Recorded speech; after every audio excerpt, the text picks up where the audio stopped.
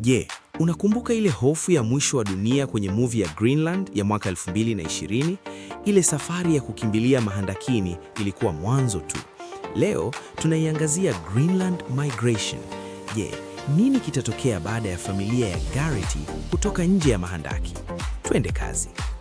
Kwenye movie hii ya pili, tunarudi Greenland miaka kadhaa baada ya lile shambulio la nyota ya comet lililoharibu dunia.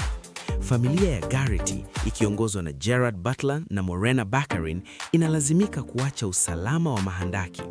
Dunia ya nje imebadilika, ni baridi, haina chakula na kila mtu anapigania uhai wake. Safari yao sasa ni kuvuka mabaki ya bara la Ulaya yaliyoteketea ili kutafuta makazi mapya. Sio tena kuzuia asteroid isigonge dunia, bali ni namna ya kuishi kwenye dunia iliyokwisha haribika. Hapa ndipo mambo yanapozidi kuwa magumu.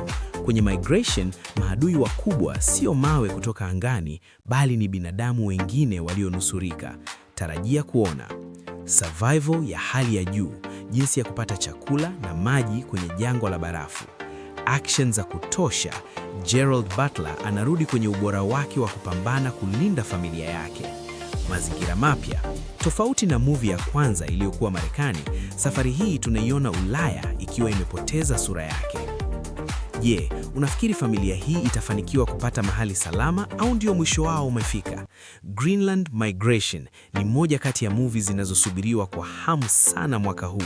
Kama umeipenda video hii, usisahau kubonyeza like, subscribe na uwasishe kengele ili usipitwe na updates zaidi za movie kali kama hizi.